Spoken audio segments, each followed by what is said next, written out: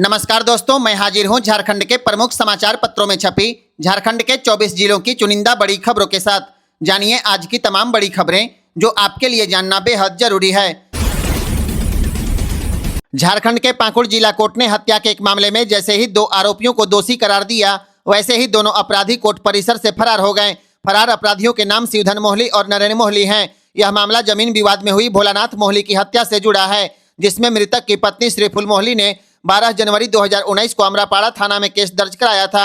बुधवार को दोष साबित होने के बाद जब सजायाफ्ता आरोपियों को कटघरे से बाहर लाया जा रहा था, उसी दौरान नरेंद्र और शिवधन कोर्ट परिसर से भाग निकले।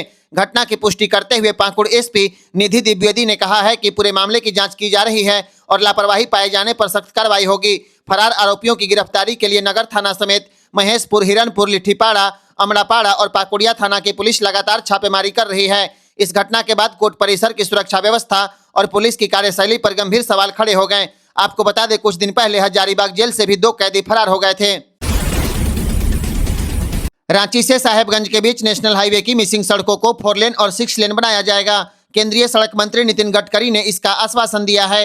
ऐसे में पूरी तरह अब कंफर्म हो जाइए, रांची से साहेबगंज की मिसिंग सड़कें 4 लेन और 6 लेन हो जाएगी, क्योंकि गडकरी जी जो कहते हैं वही करते हैं। दिल्ली में आयोजित बैठक में केंद्रीय मंत्री ने जैना मोड़, डुमरी, फुसरो और देवघर से मिर्खाबाद के बीच मिसिंग हिस्सों को 4 लेन 6 लेन में बदलने के प्रस्ताव पर आगे की कार्रवाई के निर्देश दिए हैं। इसके साथ ही राजमहल से पश्चिम बंगाल के मानिकचक तक गंगा नदी पर पुल निर्माण के प्रस्ताव पर भी डीपीआर तैयार करने को कहा गया है। इस पुल के बन जाने से झारखंड को पश्चिम बंगाल और नॉर्थ ईस्ट के लिए एक नया गेटवे मिल जाएगा। बैठक में एनएचआई, एनएच और राज्य सरकार की चल रही परियोजनाओं की समीक्षा की गई। वहीं पीएम गति शक्ति पोर्टल पर प्रस्ताव अपलोड करने को कहा गया है। रांची सासाराम इंटरसिटी और राजधानी एक्सप्रेस में सफर करने वाले यात्रियों के लिए बड़ी खबर है। रेलवे की आधिकारिक घोषणा के अनुसार 8 जनवरी से रांची सासाराम इंटरसिटी एक्सप्रेस अब मेसरा बरकाकाना मार्ग होकर चलेगी। इसके अलावा रांची नई दिल्ली राजधानी एक्सप्रेस रांची टाटीसिलवे मेसरा बरकाकाना परिवर्तित रूट से संचालित की जाएगी।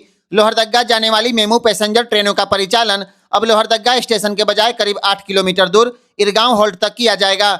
यात्रियों की सुविधा के लिए लोहरदग्गा से इरगांव के बीच फिलहाल 2 बसें चलाई जाएंगी, जिसकी संख्या और आगे बढ़ाई जा सकती है। इसके अलावा लोहरदग्गा से टोरी के लिए कनेक्टिंग ट्रेन भी शुरू की जा रही है, ताकि यात्रियों को आगे की यात्रा में परेशानी न हो। लोहरदग्गा में कोयल नदी पर बने रेलवे पुल के एक पिलर में दरार आने के बाद लोहरदग्गा रेलवे स्टेशन को मार्च महीने तक बंद कर दिया गया है। इसके चलते रांची से लोहरदग्गा के बीच किसी भी एक्सप्रेस ट्रेन का परिचालन फिलहाल नहीं किया जाएगा। पलामू की अदालत ने एक बड़ा फैसला दिया है। भू अर्जन मुआवजे के एक मामले में कोर्ट के आदेश का पालन नहीं करने पर पलामू के प्रधान जिला जज श्रीराम शर्मा ने पलामू डीसी के सरकारी बैंक खातों को 15 दिनों के लिए अटैच करने का आदेश दे दिया है। इस आदेश के बाद अब डीसी का सरकारी खाता न तो किसी को पैसा ट्रांसफर कर पाएगा और न ही उसमें कोई राशि जमा की जा सकेगी। दरअसल एक रैयत की जमीन सरकारी उद्देश्य से अधिग्रहित की गई थी। कोर्ट ने उचित मुआवजा भुगतान का स्पष्ट आदेश दिया था, लेकिन पलामू जिला भू अर्जन पदाधिकारी द्वारा अब तक भुगतान नहीं किया गया। जब डीसी स्तर से भी याचिकाकर्ता को राहत नहीं मिली तो मामला पलामू के प्रधान जिला जज की अदालत में पहुंच गया। लगातार आदेश की अनदेखी से नाराज होकर कोर्ट ने यह सख्त कदम उठाया है।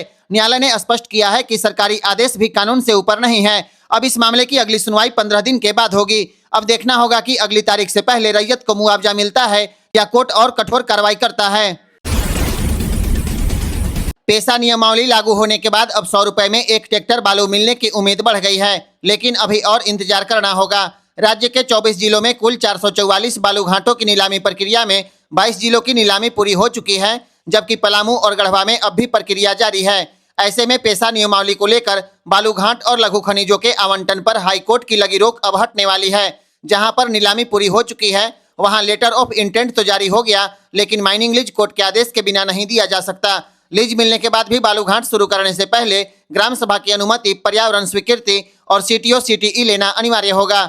मीडिया रिपोर्ट के अनुसार अगर कोर्ट से रोक हटती है तो इसके बाद भी अप्रैल तक बालू घाट के चालू होने की संभावना है। तकनीकी रूप से देखा जाए तो फिलहाल झारखंड में एक भी बालू घाट वैध तरीके से चालू नहीं है, लेकिन अवैध रूप से बाजार में बालू की सप्लाई जारी है। 100 CFT बालू की कीमत 4000 से 6500 रुपए तक और एक हाइबा करीब 25,000 रुपए में बालू बिक रहा है।